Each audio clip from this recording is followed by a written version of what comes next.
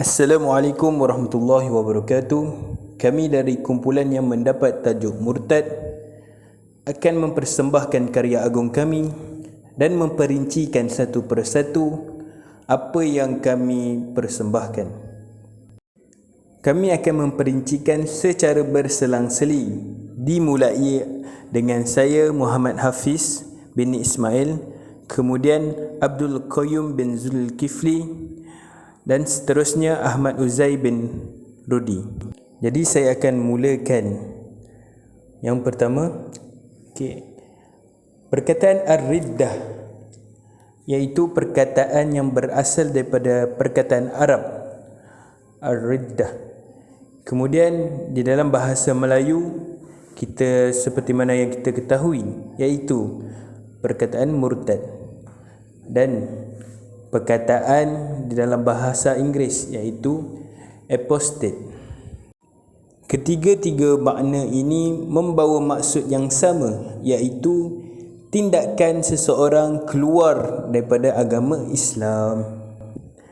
Kemudian perbuatan murtad ini hukumnya adalah haram bagi semua umat Islam, tak kira di mana tempat mereka berada.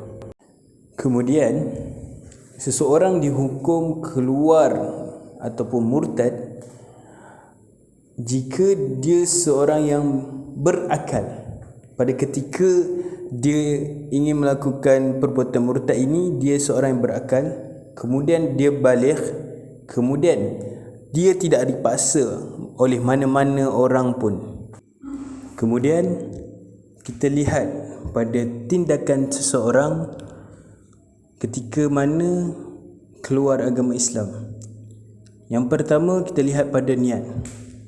Sebagai contoh, seorang itu berniat untuk keluar daripada Islam dengan mengatakan dalam hatinya bahawa Islam ini menyusahkan dia, jadi dia ingin keluar daripada Islam. Seterusnya, dari segi perbuatan. Sebagai contoh, seseorang itu pergi ke kuil ataupun tokong, kemudian menyembah tuhan-tuhan yang disembah oleh agama lain. Seterusnya, seseorang itu keluar daripada agama Islam melalui percakapan. Sebagai contoh, dia bercakap bahawa dia ingin keluar Islam dan mengatakan bahawa Islam ini menyusahkan dia. Dalam mensabitkan hukum had murtad, kita mendapati terdapat satu ayat Quran menyatakan tentangnya dan satu matan hadis yang menceritakan tentang ia. Ayat itu adalah daripada surah Al-Baqarah ayat yang ke-217. Ayatnya berbunyi, A'udzubillahi minasyaitonirrajim. Faman yartaddid minkum an dinihi fayamut wa huwa kafirun fa ulaika habitat a'maluhum fid dunya wal akhirah wa ulaika ashabun nar fiha khalidun. Maksudnya, sesiapa di kalangan kamu yang murtad, iaitu berpaling tadah daripada agamanya, iaitu agama Islam, lalu dia mati sedang dia tetap kafir, maka orang-orang demikian rosak binasalah amal usahanya yang baik di dunia dan di akhirat, dan mereka itulah ahli neraka, mereka kekal di dalamnya selama-lamanya. Maka itulah ayat yang mensabitkan akan hak murtad itu. Kemudian kita berpindah kepada hadis yang menceritakan tentang hak murtad ini.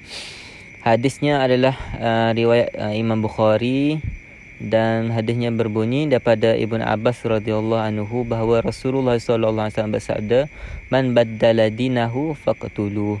Maksudnya, sesiapa yang menukar agamanya, bunuhlah dia. Untuk bahagian seterusnya, saya akan menerangkan tentang akibat murtad. Yang pertama, hubungan perkahwinan terbatal serta merta.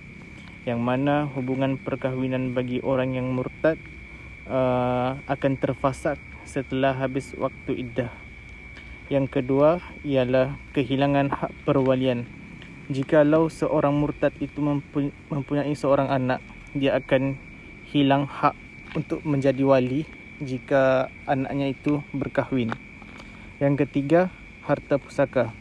Jika dia murtad, dia tidak dapat mewarisi harta ayahnya atau harta ibunya. Yang seterusnya adalah persaksian. Seorang yang murtad akan hilang kuasa ataupun hak menjadi seorang saksi, sebagai contoh menjadi saksi kepada zina. Dan yang terakhir adalah kepimpinan dan jawatan. Seorang itu sudah tentu tidak akan diberikan apa-apa jawatan atau kepimpinan jikalau dia menjadi seorang yang murtad. Seterusnya, melihat pada gambar dan ada dialog berkata, jika awak degil, ianya akan dibicarakan di mahkamah. Jadi, apa yang dibicarakan di mahkamah? Iaitu di dalam Enactment 3 tahun 1995, Enactment Kesalahan Jenayah Syariah 1995 bahagian IV kesalahan 63, iaitu percubaan murtad. Jadi seseorang itu akan dibicarakan di mahkamah berdasarkan akta ini. Seterusnya, setelah seseorang itu telah disabitkan murtad, maka dia akan dikenakan hukuman. Hukuman terhadap orang yang murtad ini terbahagi kepada dua, iaitu asal dan alternatif. Hukuman asal adalah ia dibunuh, manakala alternatif pula terbahagi kepada 3, iaitu rotan, penjara dan juga bayar denda. Istitab ialah menyuruh bertaubat. Ia tidak wajib sebenarnya, tetapi sebaiknya ia dilakukan. Seterusnya, kesan yang berlaku terhadap masyarakat, remaja dan pelajar-pelajar sekolah. Angkara perbuatan murtad. Yang pertama, kesan yang terjadi kepada masyarakat, iaitu masyarakat akan menganggap bahawa perbuatan murtad ini adalah perkara yang biasa yang dilakukan oleh orang-orang di Malaysia yang beragama Islam. Jadi kita tidak mahu untuk menganggap bahawa perkara ini biasa dan boleh dilakukan oleh semua umat Islam, kerana agama Islam telah melarang untuk seseorang yang beragama Islam itu murtad. Kemudian, kesan terhadap remaja. Apabila melihat isu-isu murtad ini keluar di media sosial, paparan televisyen dan selainnya, mereka akan menganggap bahawa perbuatan murtad ini boleh dilakukan. Dan di usia remaja ini, perasaan ingin mencuba itu kuat dan menyebabkan mereka tergelincir ke dalam perbuatan murtad ini. Dan sama juga dengan pelajar sekolah, isu yang sama dengan golongan-golongan remaja. Secara kesimpulannya, murtad ini adalah satu jenayah dalam Islam yang perlu dipandang serius. Ia ibarat duri dalam daging yang mencemar kesucian agama Islam. Dengan sewenang-wenangnya seseorang itu keluar masuk agama. Sebagai seorang Muslim, mengambil bahagian dan kewajipan untuk membendung perkara ini amat perlu, tidak kira di peringkat individu, keluarga maupun komuniti, agar jenayah murtad ini tidak semakin berleluasa yang membolehkan agama Islam tercemar.